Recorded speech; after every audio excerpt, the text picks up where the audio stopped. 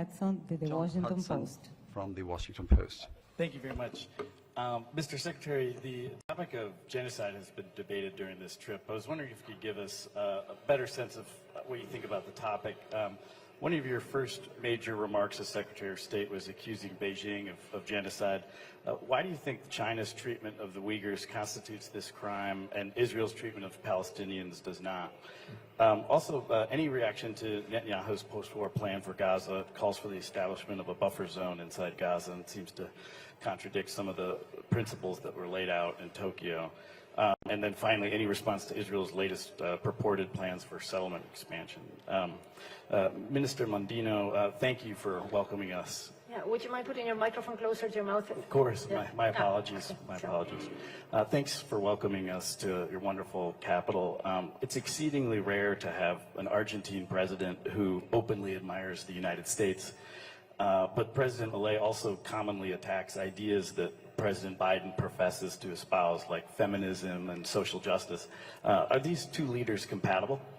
Thank you. John, thank you very much. Let me make sure I cover everything that you raised.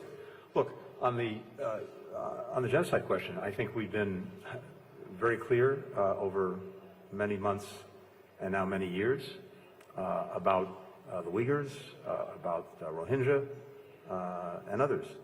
And we've laid out in some detail, in fact, I had the opportunity to lay out some detail when it came to the Rohingya exactly why we see the genocide being perpetrated.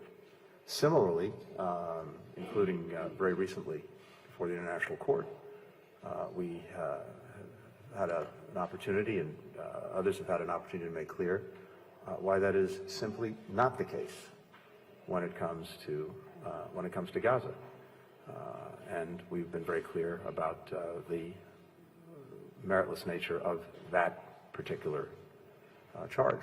So I'm not going to rehearse the details here, but I think the record is very clear on that.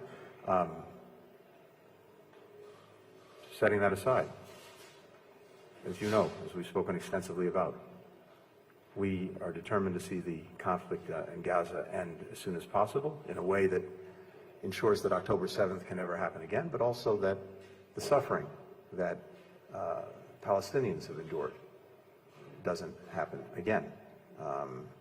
In the first instance, we're focused on getting the hostages out, getting an extended humanitarian ceasefire, and building on that, even as we look toward the longer term and getting on a genuinely durable path to lasting peace and security for everyone concerned. With regard to the post-war Gaza plan that you referred to, look, I've seen the reports. I haven't actually seen the plan, so I want to reserve judgment until we actually see the details. Having said that, you know that there are certain basic principles that we set out many months ago that we feel are very important when it comes to Gaza's future, including that it cannot be a platform for terrorism. There should be no Israeli reoccupation of Gaza.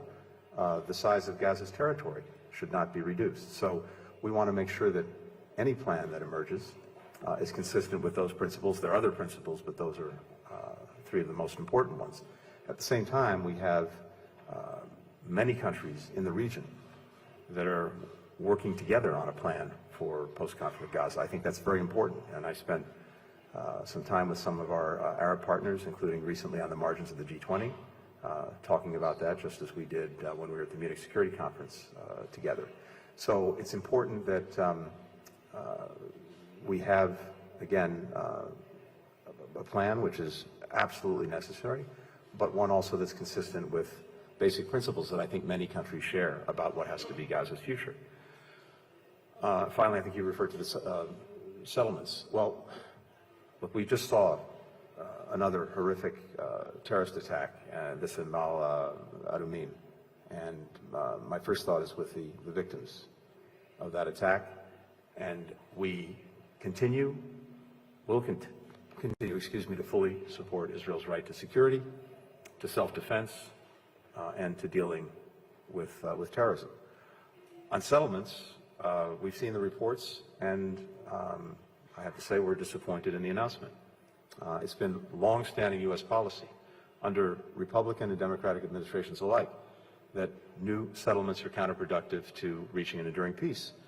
They're also inconsistent with international law. Our administration maintains a firm opposition to settlement expansion. And in our judgment, this only weakens, doesn't strengthen Israel's security.